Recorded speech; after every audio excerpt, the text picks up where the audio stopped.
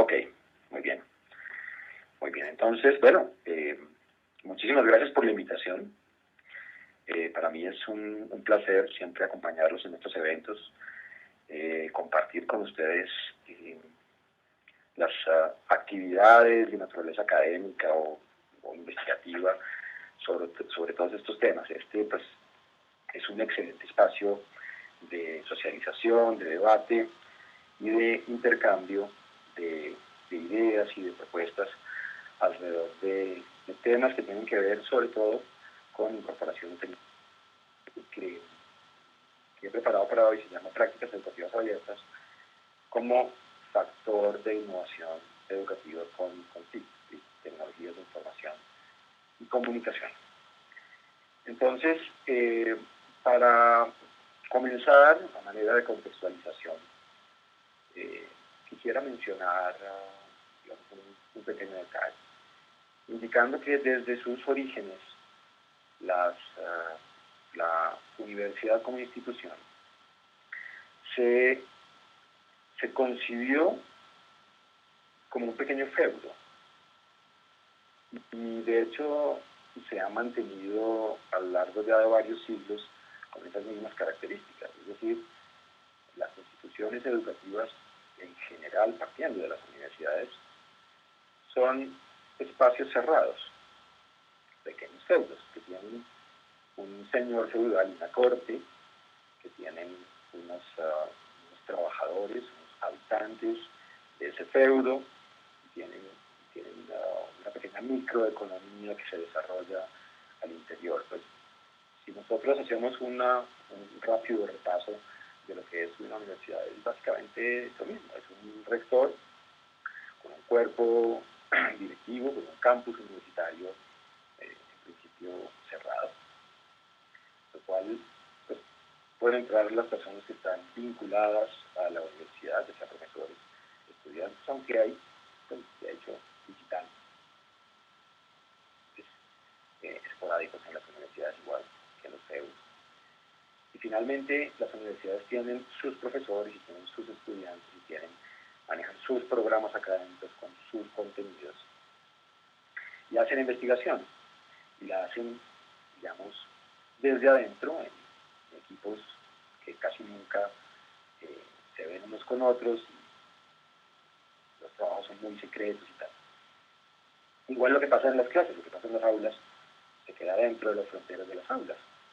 Hay pocas oportunidades, realmente se tiene una oportunidad para realmente acceder a lo que pasa en las universidades. En fin, es un contexto eminentemente cerrado. Y ese contexto que ha perdurado durante cientos de años y se ha resguardado con un tremendo celo hasta la fecha, se encontró hacia principios de la década del 2000 con un evento que estremeció profundamente esa sensación, ese entorno cerrado propio del espíritu universitario. Y tuvo que ver con una noticia que publicó el New York Times acerca de que una de las más prestigiosas universidades del mundo, el MIT, había tomado la decisión de publicar en Internet el contenido de su currículum para que cualquier persona pudiera acceder a ellos. Realmente en ese momento, a los que estamos vinculados a la academia, pues fue un llamado de alerta, un campanazo, es decir, ¿a qué le estaba apuntando el MIT con ese tipo de decisión?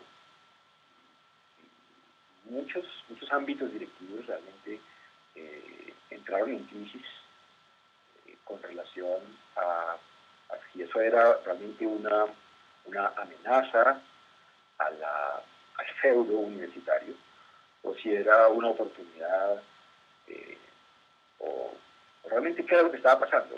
Fue un escenario, fue un año realmente muy interesante con relación a esta iniciativa del MIT. Pues finalmente se iban muy en serio. Al siguiente año había poco más de 50 cursos publicados en Internet, y en cuestión de 5 años tenían casi todo su currículum cubierto, poco más de 1.800 cursos publicados en Internet. Y realmente se lo tomaron bastante en serio. Ahora, igual habría que profundizar como en el detalle, porque finalmente lo que está publicado en Internet del MIT, pues realmente son solo contenidos, ¿no? Son solo contenidos que no son sujeto de interacción, o sea, no hay acceso al staff docente, no son objetos de certificación, etcétera. Es una circunstancia para ellos muy clave, muy precisa, muy exacta en sus consideraciones, pero básicamente era permitir que cualquier persona en el mundo pudiera acceder a los contenidos top de una de las universidades más prestigiosas del mundo. Inclusive, algunos de ellos se autorizaban no solamente para su reproducción, sino para su modificación, etc. Pero eso ya lo veremos un poco más tarde.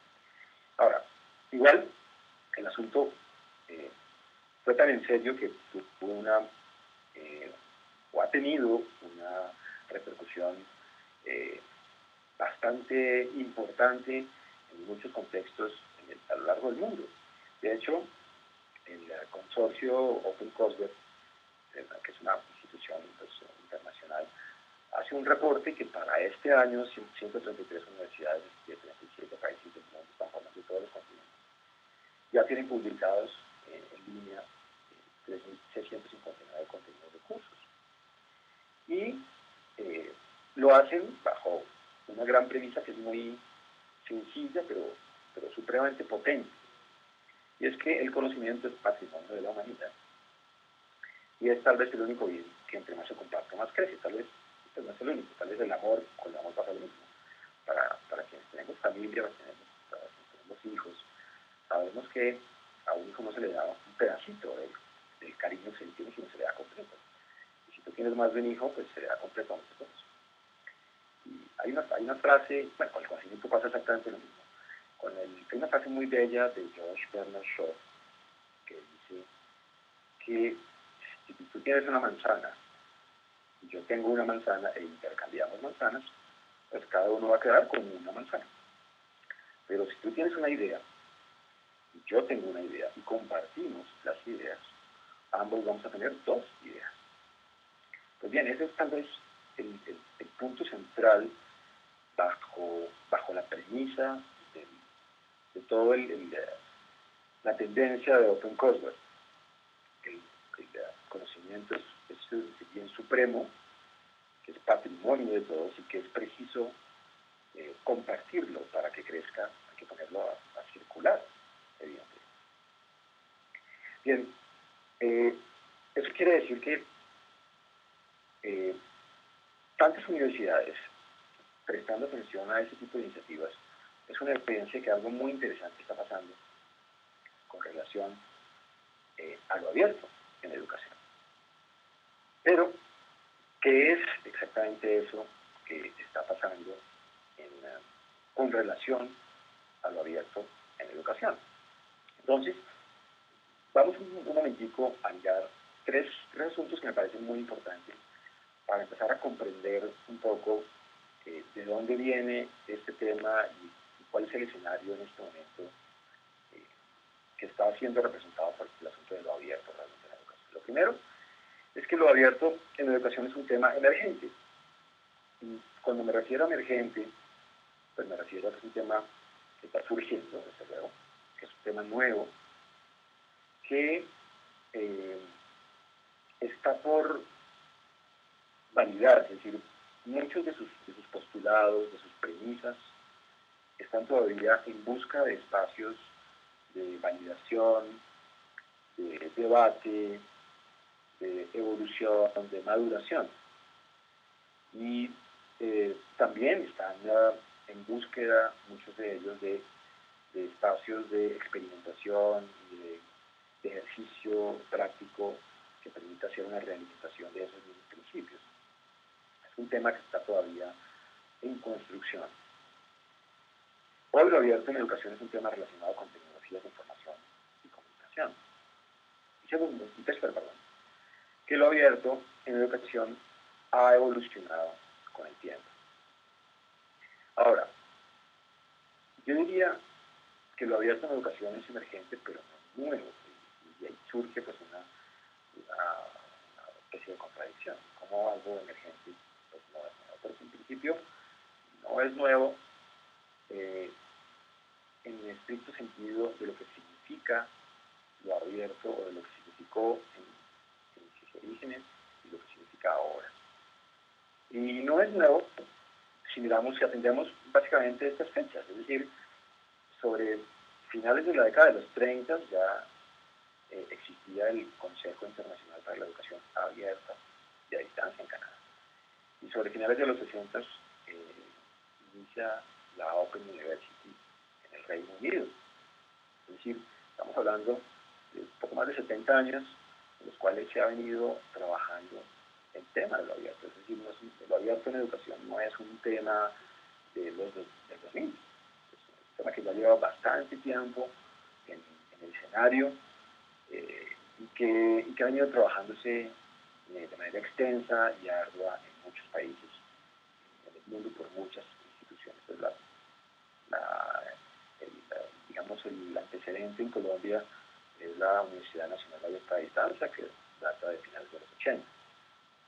Finalmente, es un ejercicio que lleva bastante tiempo en el escenario educativo. Sin embargo, el concepto de lo abierto, lo que significa o ha significado lo abierto en la educación, ha venido sufriendo una cantidad de cambios, digamos, producto pues, de lo que ha sucedido durante todos estos años. Finalmente, si nosotros miramos la característica fundamental de esas primeras experiencias de finales de los 30 y los 60, tenía que ver con el asunto del acceso, es decir, la educación abierta y a distancia. Implicaba la posibilidad de abrir espacios de acceso a personas que no tenían, por distintos motivos geográficos principalmente, la posibilidad de acceder a los campus universitarios. Entonces, tal vez es posible situar esa primera característica como de garantizar acceso como el elemento central del inicio de ese primer germen de lo abierto en la educación. Sin embargo, a lo largo de estos años ha habido una cantidad de hitos muy representativos que han posibilitado el agregar significado a ese concepto de lo abierto. Lo primero es, tal vez lo más relevante de todo, es la gran influencia del movimiento del software libre desde la década de los 70, desde luego un ejercicio que viene desde la ingeniería como una respuesta a la industria del software propietario y bajo las banderas de construcción colaborativa, de generación de comunidad alrededor de la construcción y el compartir código bajo unas ciertas reglas acordadas en común y que permitieron un desarrollo importantísimo de la ingeniería del software que hasta hoy tiene, digamos, una cantidad de frutos que desde luego sin esa tendencia realmente no se hubiera podido lograr. El movimiento del software libre es tal vez uno de los hitos supremamente importantes del siglo XX en términos de las posibilidades que generó de desarrollo, de aplicación, de interacción a través de Internet, después de Internet. Bueno, este es tal vez uno de los primeros hitos importantes de entender, porque empieza a agregarle o a asociarse lo abierto con lo libre y empieza a asociarse una cantidad de significados con relación a colaboración, con relación a adaptación, con relación a generación de obras derivadas, etc. Es decir, con este movimiento que no está enfocado en la educación, desde luego, pero que después encuentra un nicho allí, empiezan a agregarse una cantidad de conceptos a lo abierto que son los que finalmente empiezan a dotarle el significado que hoy tiene. Un segundo hito importante es la masificación de los computadores portátiles sobre la mitad de los 80. Desde luego, la computación data de bastantes años antes, pero es sobre mitad de los 80 que es posible tener un computador personal en casa, o tenerlo en la oficina, o tenerlo en la universidad. Y eso, digamos, que abre una cantidad de posibilidades de aproximación a los sistemas, de interacción, de colaboración, etc. Y un tercero, muy importante también, es la masificación de Internet sobre mediados de la década de los 90.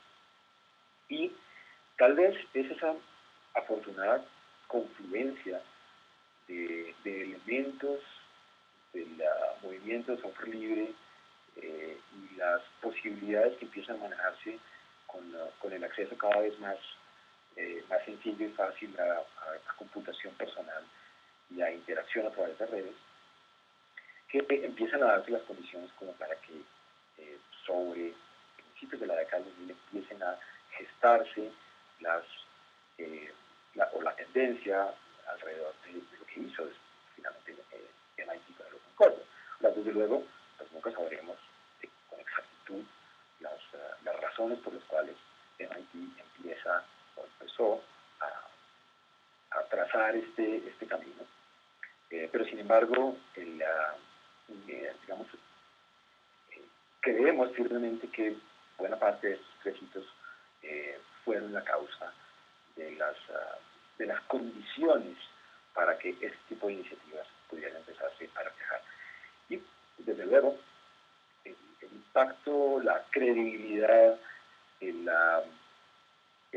terreno que ha empezado a ganar este ejercicio de lo abierto en muchas instancias de la sociedad y sobre todo en educación, empieza a evidenciarse con la aceptación y popularización de las licencias Creative Commons. Desde luego, para los que no tienen, digamos, un referente de lo que es Creative Commons, es una alternativa de licenciamiento para, digamos, el establecimiento de las condiciones de uso de producción intelectual, sobre todo de naturaleza digital, bajo los principios de compartir, de redistribuir. Bueno, digamos que hay una cantidad de opciones amplia de posibilidades. En principio son las opciones que un autor ofrece a una tercera persona y que autoriza para que esa tercera persona haga con la obra que él produjo. Y pues hay una cantidad importante de alternativas distintas que configuran un sustento legal para el uso de producción intelectual digital, sobre todo. Pues bien, las cifras son bastante dicientes. Es decir, en 2001 inician labores, en 2012 se genera, digamos, la primera licencia, un año después ya hay 1 millón de licencias en uso, y para 2009 ya hay más de 350 millones de licencias Creative Commons en uso. Eso quiere decir que el tema ha tenido una repercusión supremamente importante alrededor de las posibilidades y el ejercicio de lo abierto. Pues bien, finalmente un rastreo que hemos hecho en el marco de un ejercicio investigativo en el que estamos trabajando en este momento en la universidad,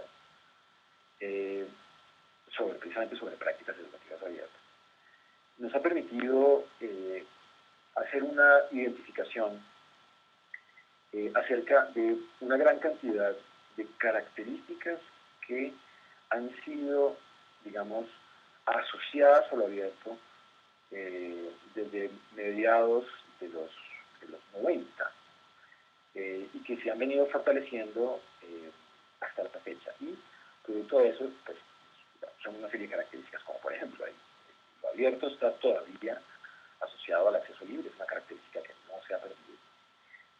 Pero se han empezado a involucrar otras características de una manera más firme y ligadas al asunto de lo abierto, como por ejemplo la adaptación o la posibilidad de redistribución o la posibilidad de remezclar, de generar obras derivadas a partir de un producto, de articular lo formal con lo informal en la educación, las posibilidades de colaboración o de inclusión, y si hay otras, en la lista tal vez un poco más larga de atributos de lo abierto en la educación.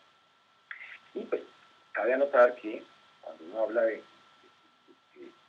educación, cuando hablas abierto, no significa que deba tener todas estas características, sino que, perdón, que bien podría tener algunas de ellas y de una u otra forma tendrá un cierto sabor a lo abierto, distinto de otro posible sabor de lo abierto. Finalmente, este listado son posibilidades asociadas a lo abierto, más no son características obligatorias de lo mismo. Es decir, no tendría que tener todas para considerarse abierto, sino, digamos, asociarse a una o a varias de ellas, y en ese mismo sentido tendrá distintas posibilidades y distintas implicaciones en el ejercicio práctico y en el ejercicio teórico. Bien, ahora, lo abierto en la educación ha encontrado de hecho, en la educación un nicho de actuación, digamos, bastante particular. De hecho, habría que reconocer que la educación es tal vez una de las áreas de desarrollo del humano que, digamos, que tiene más reticencia al cambio, más reticencia a la innovación.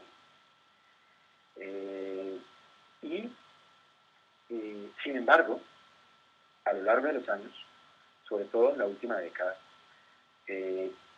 lo abierto como ese concepto, no solamente de libre acceso, sino de adaptación, modificación, redistribución, etc., sí ha podido encontrar un nicho de actuación que está teniendo unos impactos a nivel internacional, que son los recursos educativos abiertos.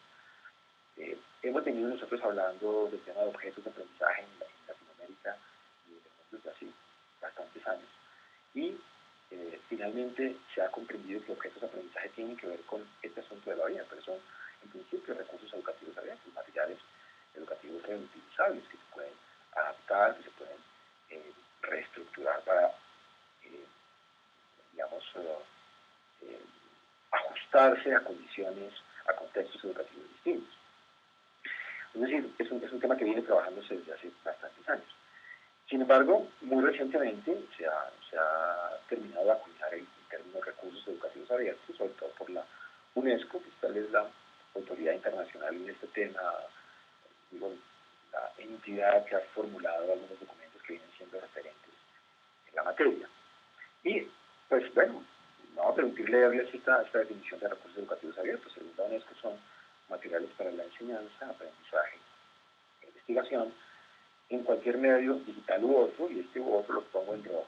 Ahora les digo por qué. Que residan en el dominio público o hayan sido liberados bajo una licencia abierta, como la de Creative Commons, que permita su acceso sin costo, uso, adaptación y redistribución por otros, sin restricciones o con restricciones limitadas. Y pues me refiero al tema que he puesto en rojo, a otros medios distintos a lo digital, porque personalmente me parece como un saludo a la bandera, me parece una posición políticamente correcta, pero bastante ingenua en términos de las posibilidades, limitaciones y alcances que tienen materiales no digitales de movilización en el contexto de lo abierto. Es decir, pareciera políticamente correcto decir que los recursos educativos abiertos podrían ser digitales o impresos o en otros medios. Sin embargo, las dificultades, el ejercicio mismo de la reutilización, de la redistribución, es supremamente complicado cuando la información que compone estos recursos no es digital. Ahora, desde luego que es posible. Yo no niego esa posibilidad, pero es mucho más costoso, es mucho más lento la redistribución a través de los canales que no son digitales, tiene un menor impacto, menor alcance, de tal forma que finalmente el ejercicio de lo práctico y la naturaleza misma de lo abierto reclama su entorno en lo digital. Entonces, pues, es una reflexión que dejo allí de todas formas, pero pues, valdría la pena puntualizar con un poquito más de tiempo sobre ese tema. Ahora, lo abierto, como recursos educativos abiertos, ha generado muchísimas expectativas y muy pocos resultados. Tal vez es uno de los, digamos, de los problemas que se están empezando a reconocer en el ámbito internacional, porque mucho dinero se ha invertido en el tema de los recursos educativos abiertos, de los objetos de aprendizaje sobre todo. En muchos países se han generado proyectos de auspicio, de apoyo a las instituciones educativas para que se capaciten profesores en el tema, para generar bancos o repositorios institucionales de materiales educativos abiertos, para, digamos, apoyar la producción de contenidos educativos. Y sin embargo, la revisión sobre lo que ha sucedido en las instituciones educativas donde se han generado estas inversiones, pues no dice mucho en términos del impacto que han tenido. Es decir, las prácticas educativas siguen siendo totalmente tradicionales. La transformación, la innovación sobre la cual se tenían muchas expectativas con estos temas, realmente no ha sido mucha, por no decir muy poquita.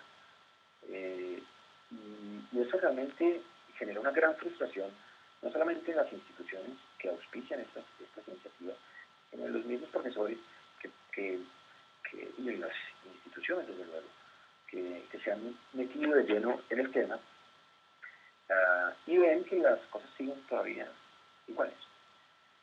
Y pues bueno, uno de los países digamos que se ha dedicado mucho desde política educativa ha sido Colombia, con el tema de los objetos de aprendizaje y otros tipos de recursos catalogados como abiertos, hasta el punto que se ha generado un sistema nacional sobre recursos educativos digitales abiertos, que pretende, digamos, continuar con el esfuerzo de apoyo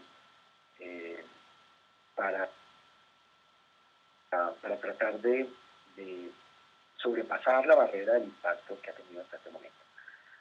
Hasta el punto en el que se está tratando de gestionar a través de este sistema nacional un esquema de arbitramiento e indexación, arbitramiento de los recursos educativos digitales abiertos, indexación de los repositorios de dichos recursos institucionales, para efectos de empezar a elevar, digamos, el estatus de la producción intelectual de los profesores, para ponerlo en un punto equivalente al de su producción intelectual a través de papers o artículos científicos, de tal manera que pueda empezar a encontrar un escenario mucho más atractivo, mucho más interesante, tanto para instituciones desde el punto de vista de la acreditación, como para profesores desde el punto de vista de escalafonamiento, de representatividad, visibilidad académica, etc.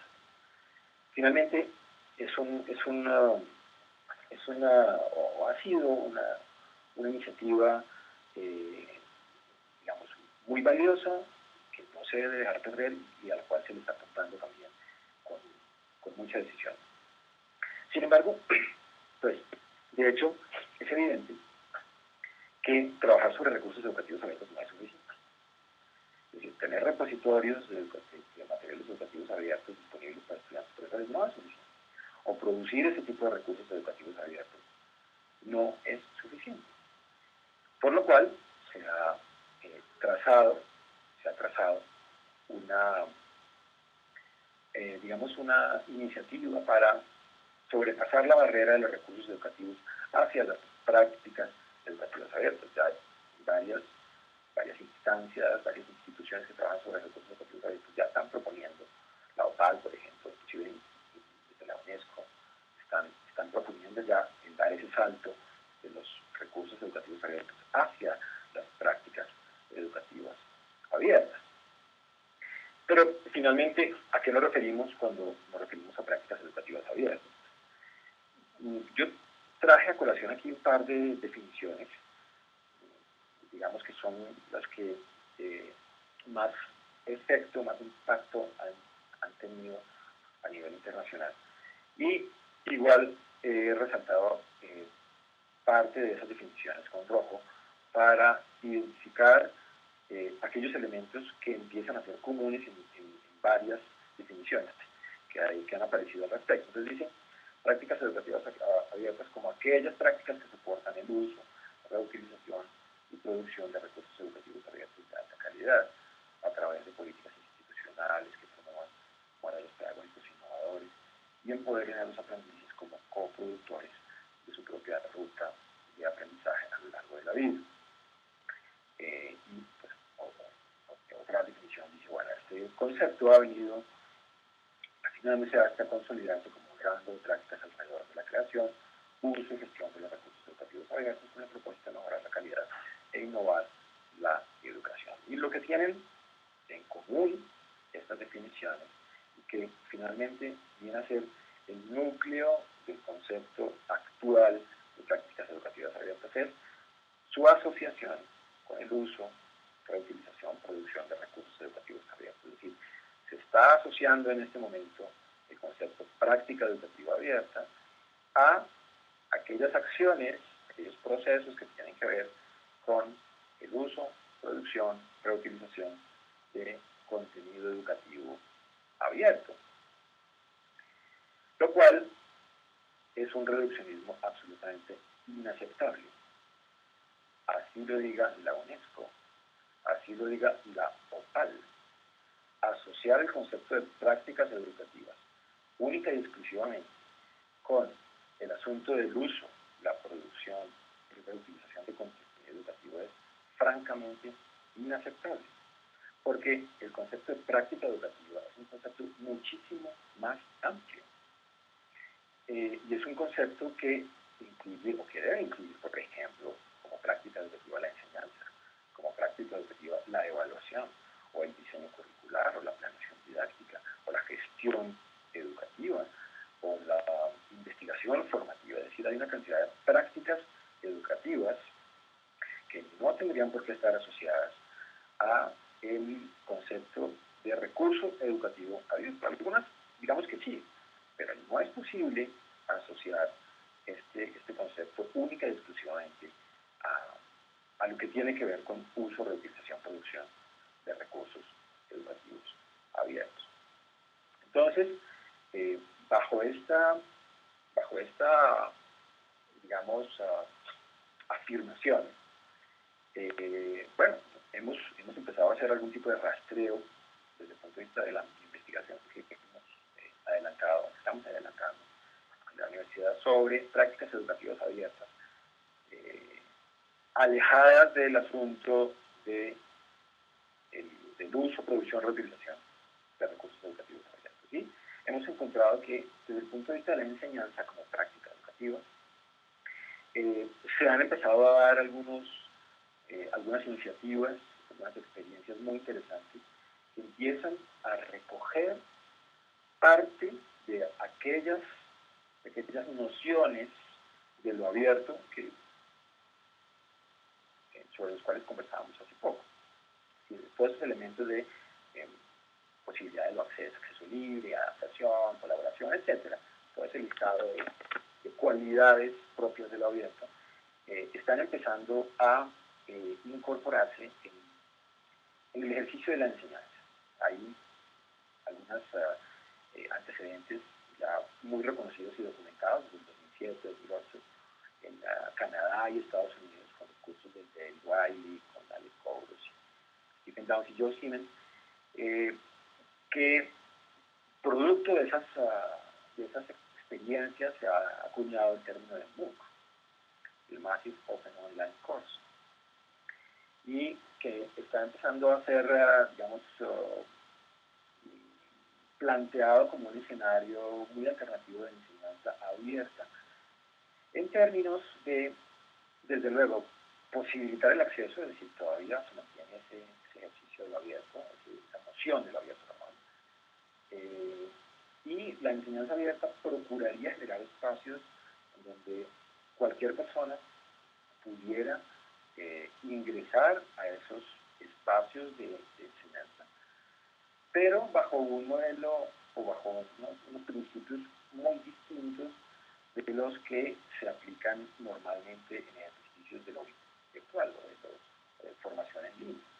Porque hasta ahora los desarrollos desde el punto de vista de estrategias de enseñanza en lo virtual se han soportado en esquemas de tutoría, de acompañamiento, digamos, personalizado, muy cercano de un tutor al proceso de formación de cada participante. Desde luego, bajo unas condiciones de participación muy distintas. Estos cursos masivos en línea y abiertos tienen, digamos, un número muy elevado de participantes. Hay varias experiencias de 1.000, 2.000 participantes en un mismo espacio de aprendizaje en el contexto de estos MOOCs. Desde luego, el modelo pues, tiene que ser distinto y es un modelo basado en el aprendizaje entre pares y en la interacción como interacción entre pares como medio de aprendizaje soportado en una propuesta de enseñanza que provee los espacios de interacción y propone algunos temas de discusión que finalmente tienen mayor o menor calado digamos, en el interés de los participantes. Finalmente, los participantes son los que proponen, los que recogen de las propuestas de los profesores algunos temas, son esos temas los que se van desarrollando a través de herramientas de interacción abierta y del ejercicio de compartir con los pares. Es un ejercicio, digamos, muy distinto del que hasta el momento se venía trabajando en temas de educación virtual. La primera experiencia en Latinoamérica documentada se generó en Colombia en el 2009. Precisamente la Maestría en Informática Educativa de la Universidad de La Sabana generó un curso virtual sobre e-learning orientado por Diego Ernesto Leal, que es una persona que se ha movido muchísimo en este tema, está uno de los académicos a los cuales yo admiro mucho, que se ha comprometido mucho con estos temas y se ha movido en el ámbito latinoamericano con una serie de experiencias y ha estado muy pendiente pues, del desarrollo de todos estos temas. Pues bien, con Diego tuvimos la oportunidad de formular una experiencia de esa naturaleza muy, muy enriquecedora. Él después tuvo la oportunidad de repetir, digamos, de convalidar esta primera experiencia con otras universidades, con otros temas, y finalmente, digamos que ha permitido identificar una serie de ganancias, de enriquecimiento propio de lo abierto en términos de la enseñanza, desde este ejercicio de los cursos que permiten la articulación de quienes están formalmente inscritos con aquellos que simplemente pasan por la red y encuentran ese espacio y empiezan a interactuar, etc. Es decir, hay unos escenarios muy interesantes desde el punto de vista de la enseñanza. Y eso está muy bien, es decir, ya se ha empezado a avanzar un poquitico, a liberarse un poquitico del ejercicio de lo abierto en términos de uso, aprovechar, utilización de contenido hacia la enseñanza, pero y el resto de prácticas que ha pasado, que es allí donde hemos encontrado que hay realmente un vacío importante en términos de avanzar teórica y prácticamente sobre conceptualizaciones y implementaciones de experiencias en esta materia. Entonces, ese ha sido, digamos, el escenario en el cual se ha formulado el proyecto de investigación que hemos denominado Develando las prácticas educativas abiertas. Ha hacia la construcción de lineamientos para la innovación educativa mediante el uso de las TIC. Y es un proyecto que lleva ya varios meses en funcionamiento, que tiene un esquema, digamos, de ejercicio muy simple, y es el que se ve aquí en esta diapositiva, en donde hay básicamente dos columnas. Una columna en donde tenemos, la columna de la izquierda, tenemos una columna sobre nociones, características propias de lo abierto, todo ese ejercicio de ese listado de posibilidades que están asociadas a lo abierto, adaptación, transformación, remezcla, libre acceso, colaboración, etc. Y en la otra columna hay distintas prácticas educativas. Entre ellas, pues aquí hay unas pocas: diseño curricular, producción de recursos, la enseñanza, la evaluación, la gestión de procesos formativos, etc. Y de lo que se trata, en términos de investigación, es emparejar aquello que constituye lo abierto con distintas prácticas educativas. Entonces, aquí lo que vemos es, en estos frentes, aunque no puse todas, básicamente para que fuera un poco más entendible, es, bueno, cuáles son las posibilidades de empezar a emparejar adaptación, por ejemplo, con diseño curricular o con enseñanza. Y lo que ha empezado a surgir son una serie de preguntas alrededor de, bueno, ¿cómo sería un diseño curricular que tuviera el concepto de remezcla o de colaboración? Es decir, un diseño curricular, el ejercicio de diseñar un currículo que permitiera hacer una remezcla de sus contenidos, o que pudiera ser construido en colaboración inclusive con los mismos estudiantes, o con profesores no necesariamente de una sola institución, sino con pares que trabajan en distintos contextos, que comparten el mismo objeto de estudio. ¿Cómo sería la evaluación en esos mismos términos? ¿Cómo sería, por ejemplo, el hacer formación de jóvenes investigadores? Es decir, empiezan a surgir una serie de preguntas alrededor de cómo podrían ser ese tipo de prácticas, si empezamos a asociar a esas prácticas componentes propios de lo abierto. Y, bueno, en ese orden de ideas, el proceso investigativo ha seguido 4 grandes momentos. Un primer momento de conceptualización, es decir, vivimos en la tarea de proponer unos primeros marcos conceptuales de trabajo, que desde luego no son definiciones acabadas, sino son puntos de partida para empezar a entender las implicaciones y los alcances de ese tipo de prácticas que siguen o que seguirían las nociones de lo abierto, para, a partir de esa comprensión teórica de la práctica educativa, generar implementaciones de experiencias de esas prácticas educativas, posteriormente, para poder identificar alcances y limitaciones, y finalmente proponer algunos lineamientos acerca de su diseño y de su implementación. Y, pues, bueno, sobre cuáles prácticas educativas estamos trabajando, investigando: sobre enseñanza abierta, sobre diseño curricular abierto, sobre planeación didáctica abierta, sobre producción abierta de contenidos educativos, sobre evaluación abierta y sobre investigación formativa abierta. Nótese, ninguna de estas prácticas educativas está siendo asociada al uso, producción y reutilización de recursos educativos abiertos. Tal vez la cuarta, producción abierta de contenidos educativos, es la que más se acercaría allí, pero el resto de las prácticas educativas están siendo pensadas desde su misma naturaleza de actuación y sobre la posibilidad de empezar a implementar características propias de lo abierto a dicha práctica. Entonces, pues voy a compartirles 3 ejemplos sobre estas prácticas.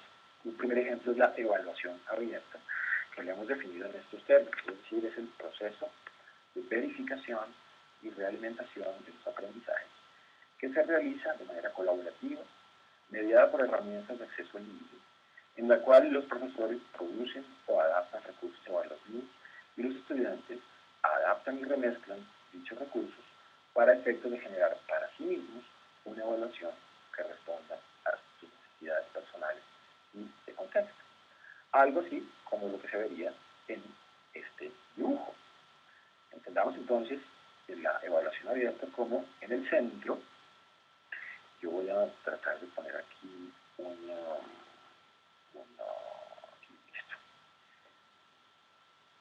aquí en el centro, una caja de herramientas evaluativas.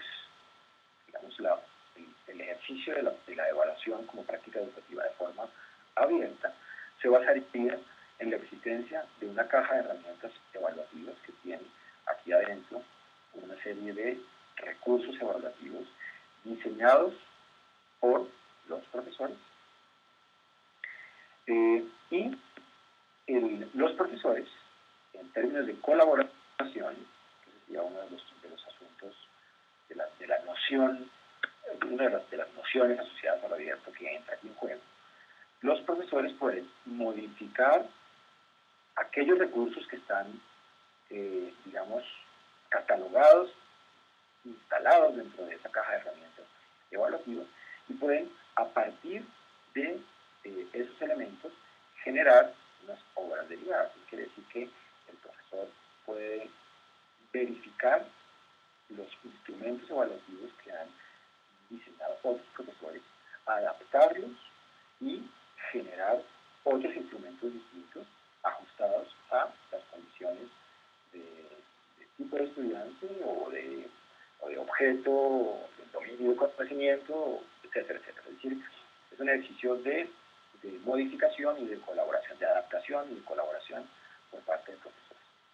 Esta caja de herramientas, desde luego, está soportada en unos servicios informáticos que posibilitan el libre acceso, que este sería un segundo elemento propio de lo abierto, que permitiría a su vez que el estudiante adapte lo que encuentra en esa caja de herramientas.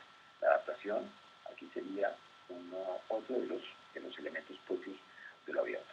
¿Qué puede hacer entonces el estudiante con esta caja de herramientas evaluativas? Él busca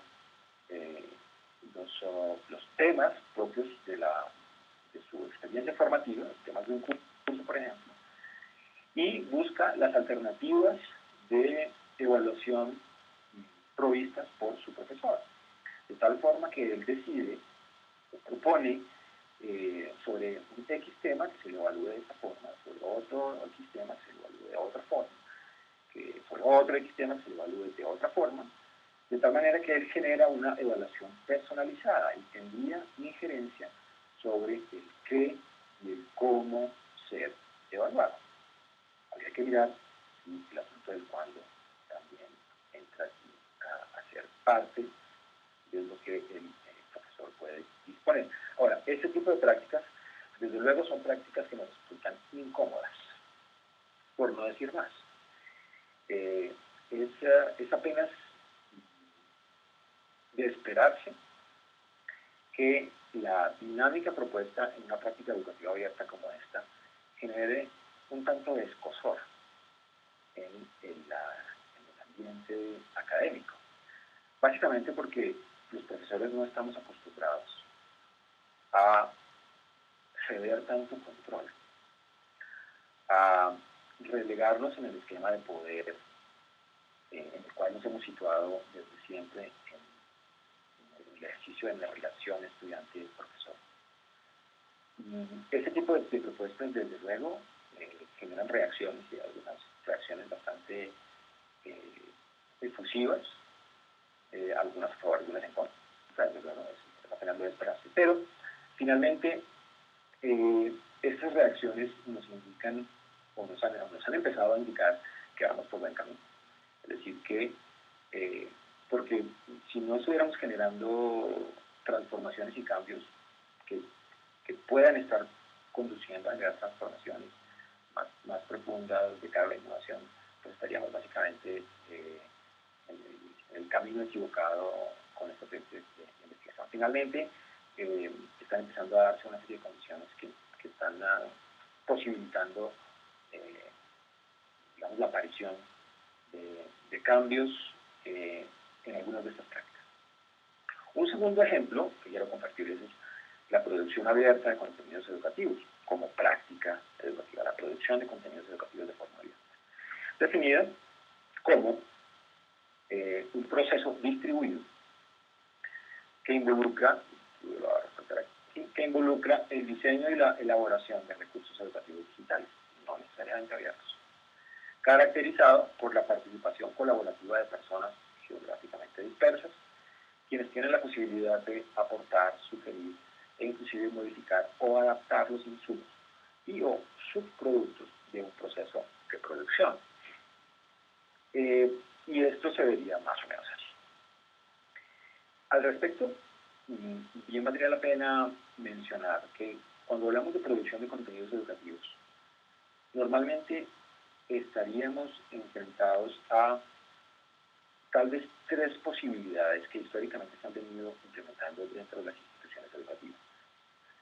La primera de esas opciones tiene que ver con el empoderamiento del profesor de cara a la producción de recursos educativos, es decir, capacitar a los profesores para que sean ellos mismos los que produzcan materiales educativos digitales. Pues yo he sido un detractor de esta tendencia durante los últimos años. Y realmente he tenido que cambiar mi opinión con relación a esto, dada la maduración y la evolución, sobre todo acerca de los servicios web 2.0. Finalmente, hacia mediados de los 90, cuando empezaron a darse las primeras experiencias sobre educación virtual en Latinoamérica, y se proponía que los profesores fueran quienes produjeran los recursos educativos digitales para involucrar en estos procesos. Las condiciones de desarrollo de las posibilidades productivas disponibles para un profesor no eran muchas, eran bastante limitadas.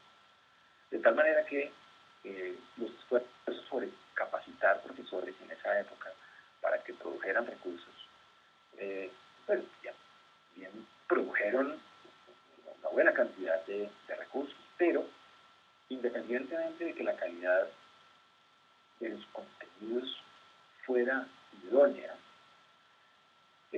sus dimensiones comunicativas, visuales y de interacción eran francamente deficientes. Y no porque el proceso fuera per se negativo, sino que primero que todo, pues zapatero a tus zapatos. Los profesores son buenos para lo que son buenos. No se le podía exigir a un profesor, un experto en procesos de matemáticas, que fuera un buen diseñador o que pudiera ser un buen comunicador a través de este tipo de medios, multimedia y este tipo de cosas. Finalmente, los productos generados por profesores tienen excelentes condiciones en términos de la estructuración de los contenidos, pero normalmente tienen unas condiciones de comunicación visuales bastante deficientes, que no se comparan en ninguna medida con la producción de un grupo interdisciplinario de trabajo, que es la segunda alternativa o segunda estrategia que normalmente se implementa dentro de las instituciones educativas para desarrollar todo este ejercicio de producción de contenidos educativos, es decir, la conformación de unos pequeños equipos conformados por diseñadores, por comunicadores, por asesores pedagógicos o diseñadores instruccionales, y los cuales de la mano de expertos temáticos van generando pequeños proyectos cuyos productos son estos materiales. Pues este tipo de estrategia, sin duda alguna, genera recursos educativos digitales de mucha más calidad, pero a un precio muchísimo mayor y con una limitación en cuanto al volumen de producción propia de la misma capacidad productiva de un equipo humano. Entonces, la tercera alternativa, inclusive no es una alternativa nueva, Tony Bates en una conferencia, tal vez unos 4 o 5 años, proponía este tipo de ejercicio de redes distribuidas de producción de contenidos como una alternativa que él veía viable para complementar las estrategias de producción de contenidos por equipos interdisciplinarios. Y que finalmente es la idea detrás de la producción abierta de contenidos educativos. Es decir, que los equipos de producción se abran al mundo, en términos muy sencillos, para que el mundo pueda colaborar en la producción de dichos recursos. Hay algunos antecedentes interesantes con relación a la producción colaborativa de contenidos, no educativos, pero sí de otro tipo de contenidos más de entretenimiento. Por ejemplo, en YouTube uno puede encontrar varias experiencias de construcción colaborativa de videos musicales, por ejemplo, en las cuales un personaje hace una convocatoria a través de redes sociales, invitando a cualquier persona para que participe de la construcción de un video musical, bajo la premisa de que cada persona grabe un pequeño segmento con su cámara web, un pequeño segmento de la canción, de una X canción, y la envíe a un cierto sitio, por ser un portal o correo electrónico. Digamos que la logística puede ser muy diversa. Finalmente, la persona que hace esta convocatoria recibe de decenas o cientos de personas pequeños fragmentos de una canción en video, los cuales compone en una línea de tiempo organizada, produciendo un producto final que es el resultado de la participación de muchas personas de una forma, digamos, coherente con la misma línea y tiempo de generación de la música y desde luego del video. Pues, este tipo de ejercicios son posibles de llevar en términos de la complejidad a la producción de contenido educativo. De tal manera que, si nosotros vamos en este dibujito, si tenemos aquí un equipo de producción, digamos, tradicional, de producción, pues pueda generarse una convocatoria para que a través de la colaboración, distintas personas en el mundo puedan participar de la elaboración de los contenidos o participar de la elaboración o realizar las actividades de aprendizaje que están propuestas en este recurso, o puedan construir parte de los recursos educativos propuestos, o puedan realimentar la estructura de propuesta de ese contenido, etc. Habría distintas opciones para que el mundo realmente pueda participar de la elaboración del contenido, bajo el supuesto también de que en todas partes del mundo hay expertos sobre los distintos temas que se desarrollan en las universidades en todos los países. De tal forma que sea posible aprovechar esa experticia distribuida en favor de la conformación de recursos educativos, digamos, cada vez mejor elaborados. Y, bueno, finalizando un tercer ejercicio, una tercera práctica educativa involucrada en este ejercicio, tiene que ver con la investigación formativa, es decir, el espacio o el proceso de formación de jóvenes investigadores. Y es una práctica educativa que se propone bajo la premisa de que investigar, aprender a investigar, se aprende investigando. Y se aprende de la mano de quien es un poco más experto en investigación. Orden de ideas, la apertura de esta práctica implica que tanto estudiante en formación, investigador en formación, como investigador más experto, posibiliten el acceso y la participación de otros investigadores o de otras personas interesadas en investigar sobre esos temas.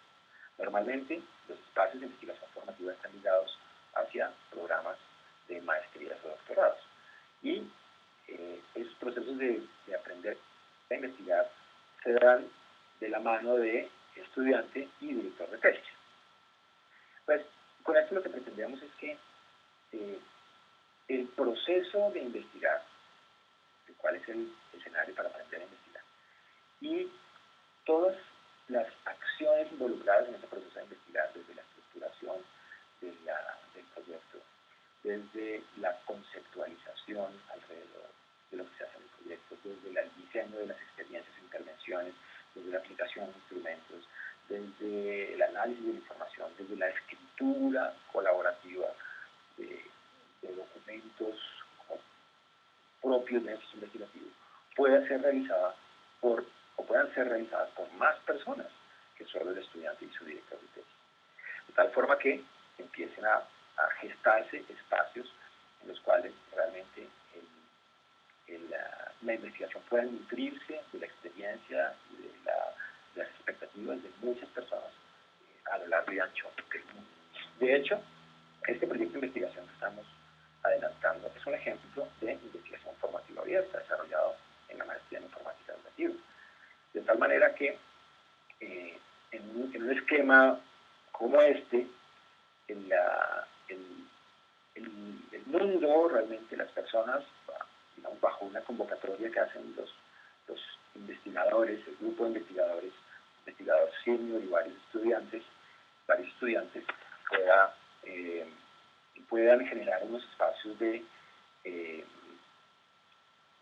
posibilidades para que otras personas puedan adaptar parte del proceso, puedan colaborar en parte del proceso, puedan realimentar parte del proceso de investigación.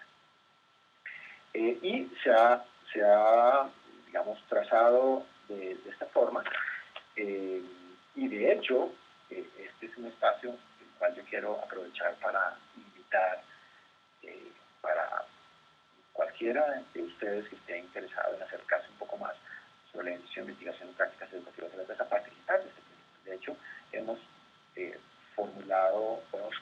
generado recientemente un portal del proyecto, la dirección está allí en pantalla, y ese portal pretende ser un espacio de confluencia, de encuentro para personas que estén interesadas en acercarse un poco al tema de prácticas educativas abiertas en medio del ejercicio de investigación, quieran aprender en el intento o participar de algunos de los espacios de trabajo del proyecto de investigación. Bien, finalmente con esto yo creo que ya damos por concluida la charla de hoy. Muchísimas gracias.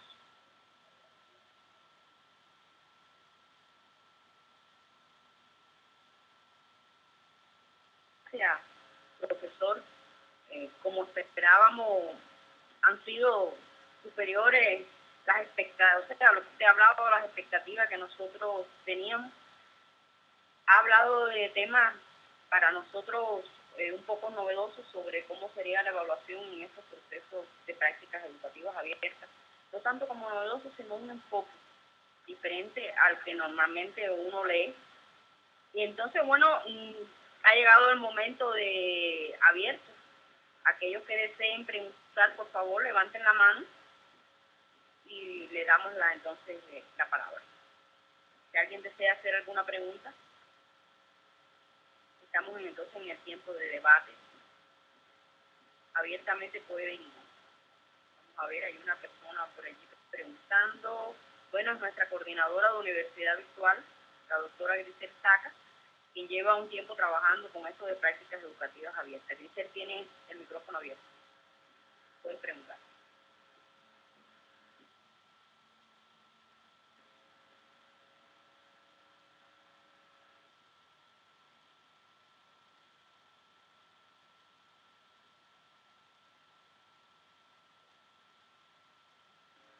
Parece que Grisel perdió la conexión porque no la veo por acá. ¿Alguien desea hacer otra pregunta en lo que Grisel se reincorpora? Ya se está incorporando Grisel a la sala. Vamos a darnos un minuto para que pueda preguntar. Aquí está ya Grisel en sala. Grisel, puedes preguntar lo que desees. Tienes el micrófono.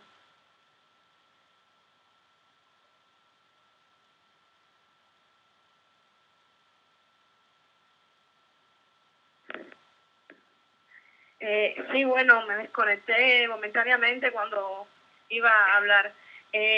Bueno, realmente debe haber sido una presentación muy buena. Desgraciadamente solo puedo estar al final.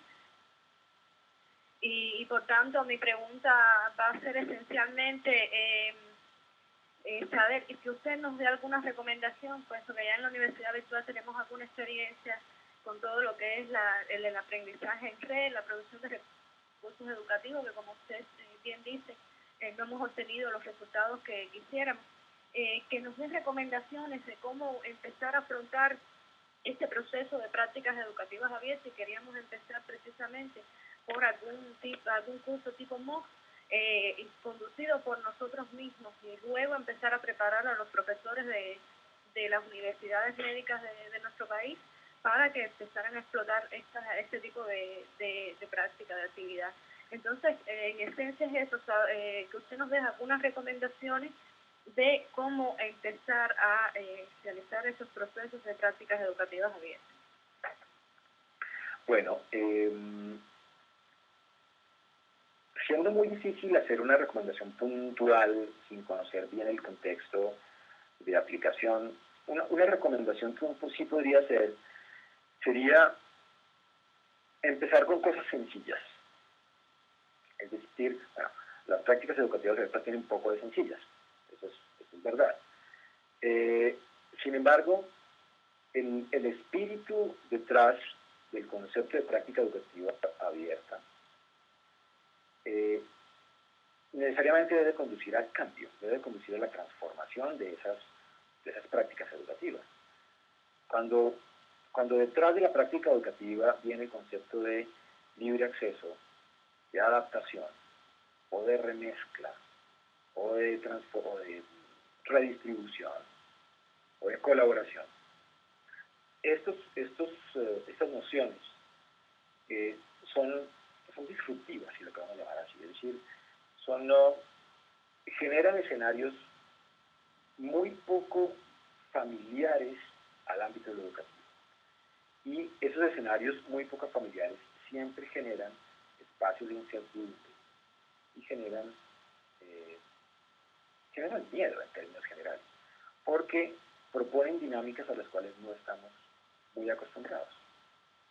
Eso quiere decir que poder avanzar en la implementación de prácticas educativas abiertas implica trazar una estrategia en la cual se empiece a involucrar al cuerpo docente y al cuerpo administrativo, porque hay que soportar una cosa con la otra, no se puede disociar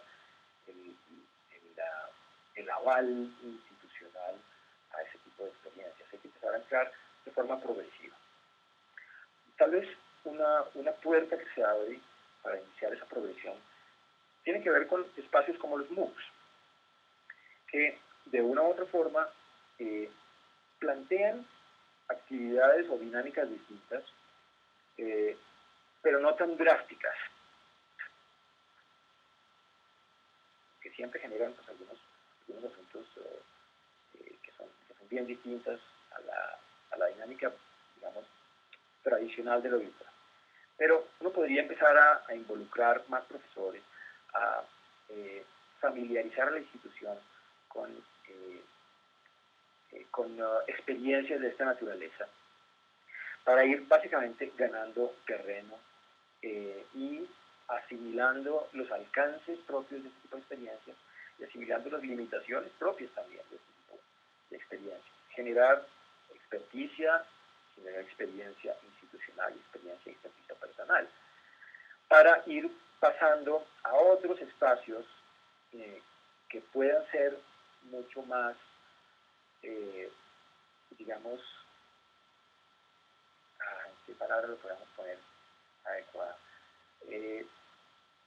Mucho más innovadores, si lo podemos llamar así, en términos del cambio y la transformación, como el ejercicio de la evaluación, o el diseño curricular, o la planeación didáctica, que podrían inclusive empezar a trabajarse como pequeños pilotos, digamos, aprovechando espacios directivos o programas propios de innovación educativa, como maestrías en innovación educativa, ese tipo de cosas, y pudiera al interior de esos espacios académicos empezar a generar pequeños pilotos que permitan que la comunidad empiece a acercarse de una manera más segura, entre comillas, a este tipo de iniciativas. Perder el miedo, explorar posibilidades, básicamente tener una actitud mucho más abierta al cambio, de una manera crítica también, desde luego, muy reflexivo frente a lo que proponen este tipo de alternativas, que desde luego no se proponen como panaceas, sino que se proponen como espacios alternativos para ir comprendiendo dinámicas académicas de otra forma muy distinta. Entonces, tal vez el asunto es ir progresivamente y arrancar, desde luego, me parece muy acertado, con experiencias sobre enseñanza abierta.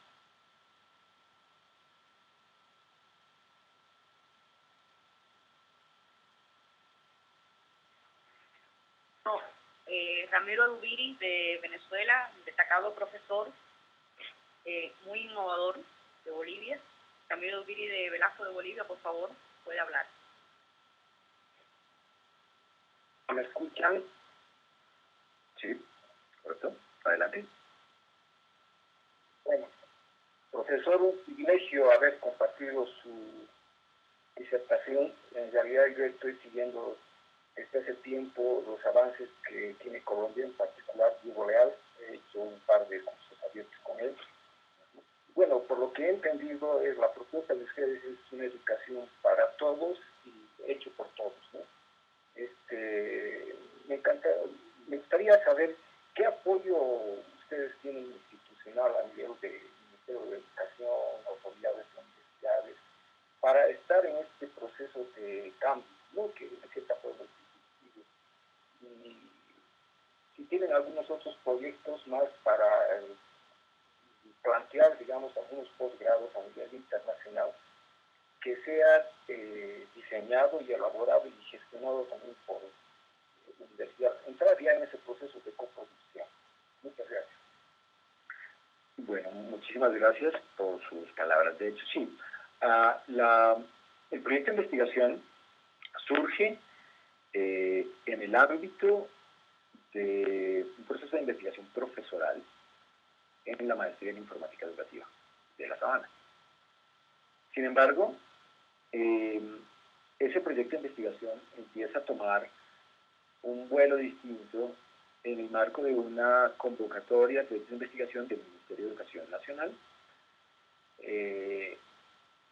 sobre estudios en educación superior. Es decir, que ahí contamos con apoyo del Ministerio de Educación Nacional a través de una convocatoria abierta. Y además, hemos empezado a situar este ejercicio de investigación como una práctica educativa abierta, es decir, viéndolo como investigación formativa abierta, en un contexto abierto internacional. Es decir, estamos ligando la participación a través de redes académicas de las cuales hacemos parte, para ampliar el ámbito y el espectro de participación de personas fuera de la maestría dentro del proyecto de investigación. De hecho, en los espacios en los que he tenido oportunidad de socializar este proyecto, hemos tenido una respuesta muy positiva en términos de solicitudes para empezar a participar de la investigación, por ejemplo, a través del diseño de experiencias sobre prácticas educativas abiertas en distintas instituciones, no solamente en educación superior, sino en educación básica y media también, que puedan empezar a albergarse dentro de este proyecto de investigación, que se puedan hacer seguimiento y documentación dentro del marco de este proyecto de investigación, de tal forma que la idea es que este proyecto de investigación, primero que todo, no es un proyecto de corto alcance, como son normalmente los proyectos de maestría, que duran máximo un par de años en su distribución, sino que pueda ser desarrollado en el marco de unos 5 o 10 años y que pueda, digamos, recibir pequeñas experiencias de intervención contextualizadas en el marco de la participación de distintas personas en Colombia y fuera de Colombia, y que a los cuales se pueda hacer seguimiento durante un periodo interesante de tiempo. Y sí está asociado también a la generación de programas de maestría en línea que se están desarrollando desde la universidad sobre este tema de educación mediada por tecnología. Finalmente es una oportunidad también para nuevamente invitar a la participación de quienes estén como interesados en acercarse a este asunto. Las puertas están abiertas y esperamos recibir respuestas.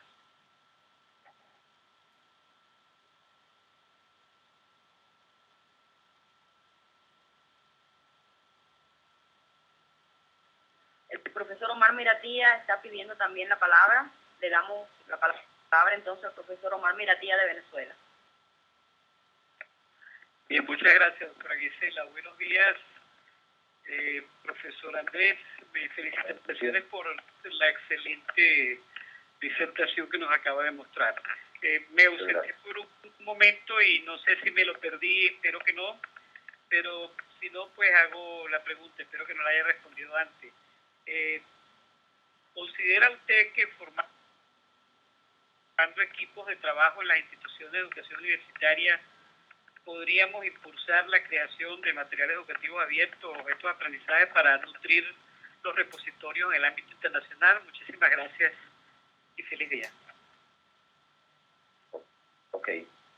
Desde luego sí. De hecho, la estrategia que más ha calado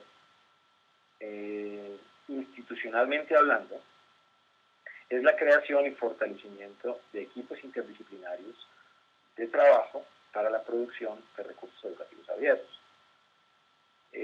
Normalmente son equipos conformados por programadores, diseñadores, comunicadores y asesores en pedagogía, diseñadores instruccionales que articulan el equipo y desde luego expertos temáticos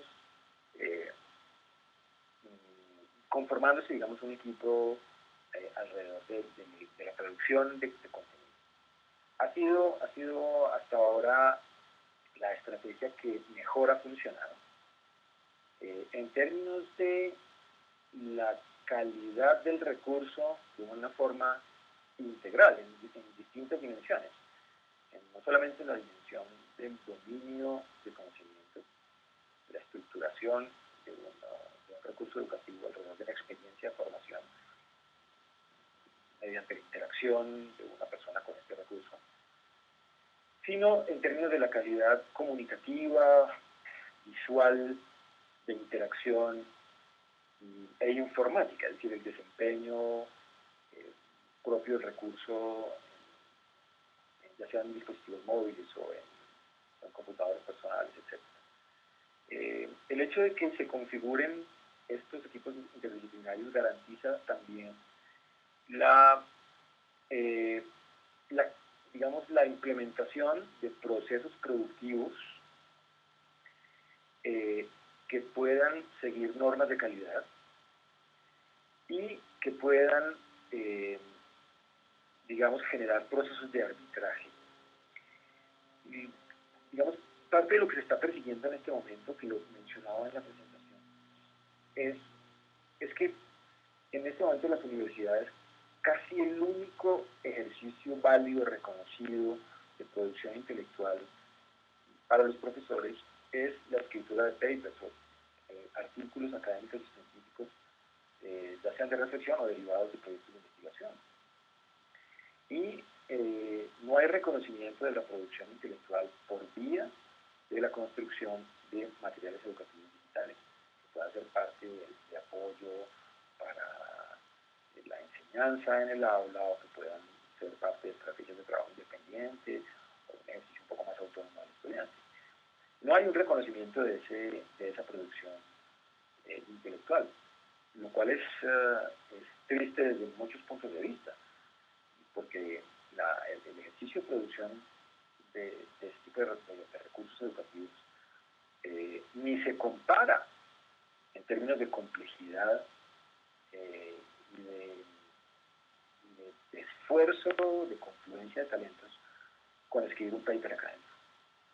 Sin embargo, no es equiparable en términos digamos, del reconocimiento institucional que se da del tema. Ahora, lo que se está tratando de desarrollar, por lo menos desde el Ministerio de Educación de Colombia, es establecer a través de un Sistema Nacional de Recursos Educativos Digitales Abiertos un esquema de arbitraje de los productos generados al interior de esos equipos de producción institucional. De tal forma que no solamente la universidad, digamos, garantice la calidad de sus procesos, sino que los productos, es decir, los materiales educativos generados por la institución, puedan ser sometidos a un arbitraje, tal cual como los papers académicos son sometidos a arbitraje por parte de la revista. De tal manera que si la institución tiene un mecanismo de arbitraje, es decir, de revisión por pares, de sus productos vía material educativo digital, a eso me refiero.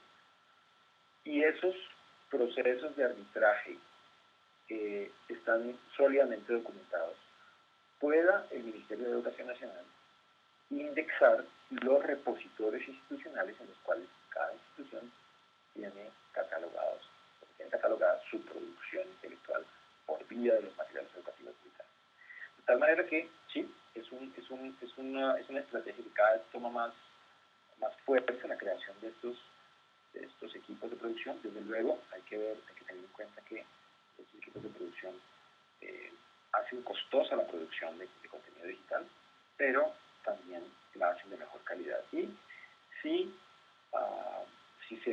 se puede asociar esa producción a procesos de arbitraje por pares de sus productos, sería el camino que empezarían a recorrer las instituciones para indexar sus repositorios institucionales y, asociado a esto, a criterios de acreditación institucional, pues empieza a ser ya un escenario para las universidades muy interesante el apoyar decididamente ese tipo de iniciativas.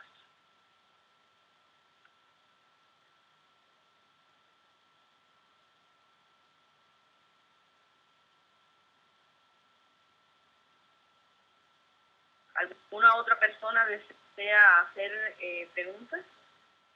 Ramiro, ¿te has trabajado también el tema de prácticas educativas? ¿Quieres hacer alguna pregunta? Ramiro Mejía.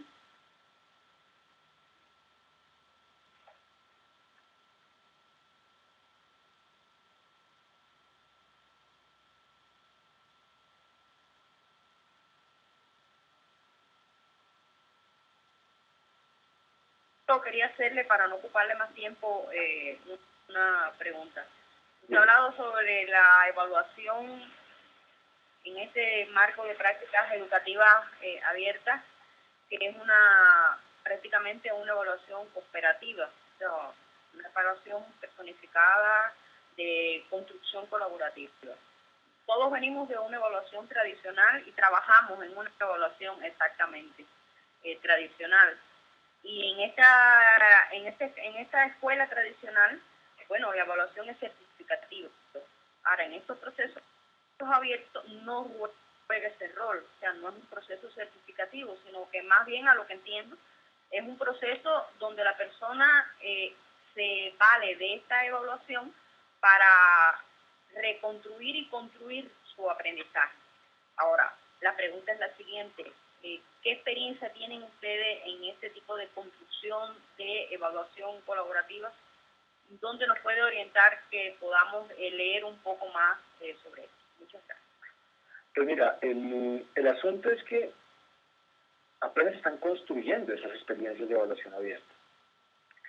Y se están construyendo con el propósito de generar espacios de validación de esas mismas experiencias, para efectos de que puedan trascender el importante papel que tiene que ver o que cumple la evaluación como espacios de aprendizaje, para inclusive que puedan darse evidencias que apoyen la evaluación abierta también como escenarios de certificación.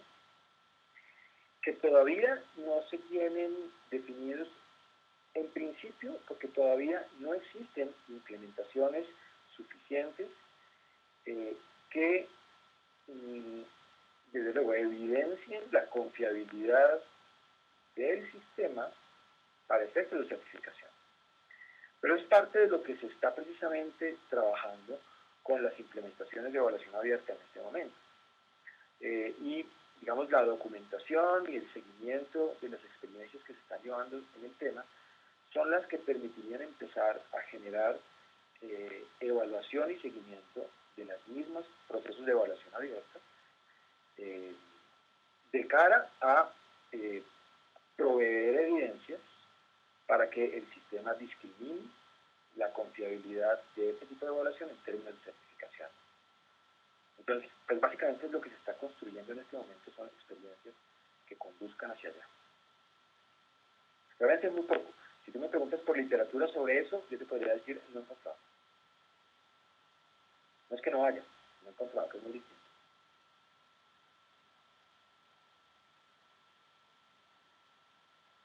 Gracias, profesor. La doctora Dolor Cap de España también quiere hacer alguna pregunta. Doctora, tiene usted el micrófono abierto. Muchas gracias. Primero felicitarle, doctor, por la brillante exposición que ha hecho. Y en relación al tema y a la pregunta que ha hecho Gisela, decirles que, por ejemplo, University está empezando a acreditar sus cursos, que son abiertos, por supuesto, y lo está haciendo, digamos, mediante agencias externas de calificación, que las tiene distribuidas en distintos países. Concretamente, si no han cambiado o no están trabajando con más de una, trabajaban con la agencia Pearson Internacional. Ese era un tema. Y otro de una pregunta concreta, es que hasta ahora, cuando hablábamos de learning, especialmente en las primeras etapas, se solía la gente quejar de la soledad del alumno y los docentes y los centros de que había una alta tasa de abandono. Con la educación abierta, las tasas de abandono parecen no tener consideración, es decir, hay un gran porcentaje de abandono, y me gustaría saber si el doctor tiene alguna opinión al respecto. Gracias y reitero mi agradecimiento. Sí, muchísimas gracias. Pues mira, además de lo de Udacity, hay por ejemplo, en muchos de los cursos que se ofrecen a través de Coursera, algunos de ellos de la Universidad de Stanford también dan la posibilidad de certificación. Sin embargo, los procesos de certificación, así sean espacios abiertos, son procesos de certificación tradicionales. Es decir, el ejercicio de evaluación no es el que es abierto. Entonces, allí todavía hay que trasegar un buen camino para lograr algo en ese sentido. Pero sí, de hecho, hay muchas experiencias sobre enseñanza abierta que están posibilitando escenarios de certificación. Lo otro era... No, se me fue la paloma. Ok, lo de la deserción. Bien. Bien. El tema de la deserción en espacios abiertos, nosotros hemos tenido, sobre todo con Diego Lealnos, una serie de oportunidades para discutir el tema de la enseñanza, de procesos de enseñanza abierta y su relación con varios asuntos, uno de ellos el tema de la deserción. Y pues yo propuse en su momento una idea alrededor del tema que tiene que ver con que los ejercicios de enseñanza abierta, digamos que dejan a un lado la preocupación por bajar los índices de deserción.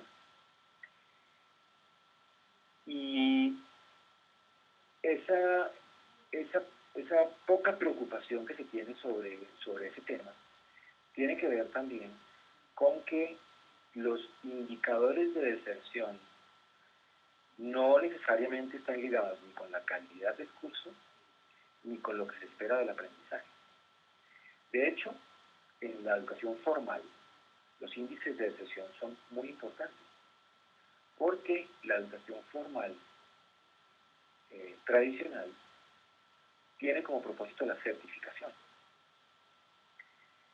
no necesariamente el aprendizaje, sí la certificación. Es decir, la certificación de alguna u otra forma, desde luego, está ligado al aprendizaje, pero se asume que quienes culminan un proceso es porque aprendieron. Pero asumir eso no te garantiza lo otro. Y finalmente, los índices de deserción son muy preocupantes en la educación tradicional, precisamente porque son un indicador de inconvenientes en términos de aprendizaje y en términos de promoción o certificación. Pero cuando nosotros analizamos lo que sucede en un MOOC, por ejemplo, buena parte de las personas que participan de estos espacios de aprendizaje no tienen ningún tipo de interés sobre certificación y no tienen ningún tipo de interés en la culminación de ese MOOC, porque muy probablemente tienen intereses puntuales sobre el aprendizaje de ciertos tópicos o les interesa, digamos, participar, interactuar con ciertas personas durante un cierto periodo de tiempo. Es decir, no tendríamos por qué trasladar el escenario tradicional a este tipo de ejercicios abiertos, porque la intención de participación no es ni siquiera la misma. Yo en un curso tradicional debo iniciar con todo el mundo, terminar con todo el mundo y dar fe de unos aprendizajes para ser certificados. En un MOOC no. En un MOOC yo puedo necesariamente son todas las cosas que propone el MOOC. Me interesa cierto tema y no otro. Y si me interesa cierto tema y no otro, yo no tendría por qué permanecer más del tiempo que yo considere que es suficiente para aprender o interactuar con otras personas sobre lo que a mí me interesa. De tal forma que si yo entro, participo, interactúo y aprendo y después me voy, pues no es un indicador nocivo para el MOOC, ¿cierto? No es un indicador ni siquiera de interés para ese tipo de procesos, porque las expectativas de participación son muy distintas. Entonces allí pues hay un escenario en el cual uno tendría que considerar la deserción con otros ojos distintos.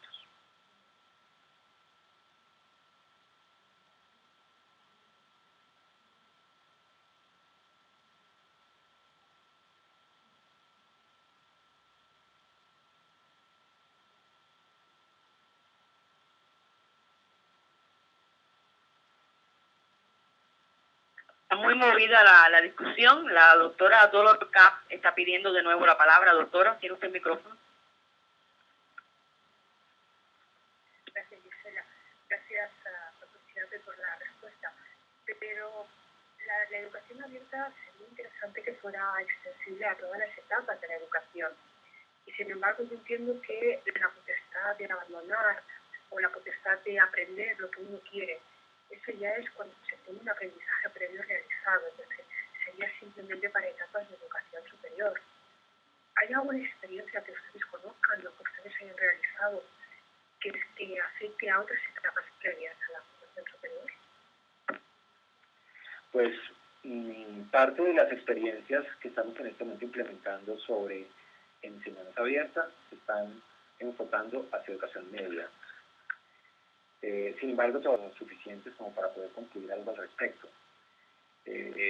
La idea es que el proyecto de investigación se enfoque distintas prácticas y sobre distintos contextos evaluativos, educativos. De tal manera que, pues, bueno, esa era parte de nuestras inquietudes iniciales, el mirar los alcances y limitaciones propias de las distintas prácticas educativas cuando se implementan en distintos escenarios o distintos niveles educativos también. Desde luego, no es lo mismo proponer un escenario de enseñanza abierta en educación superior o posgrados, por ejemplo, a hacerlo con chiquilines de colegio.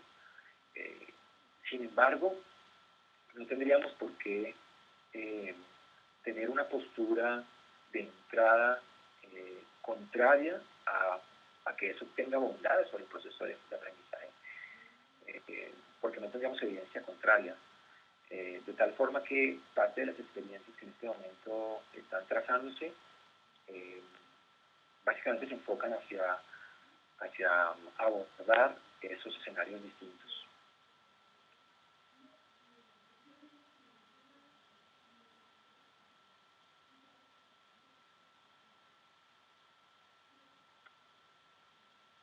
Muchas gracias a Dolores y al profesor.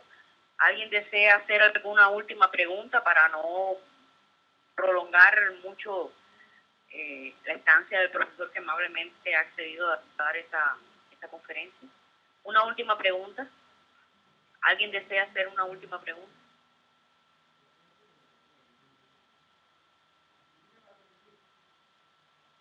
Bueno, entonces solo nos resta reiterarle las gracias al profesor Andrés Chapela Verde.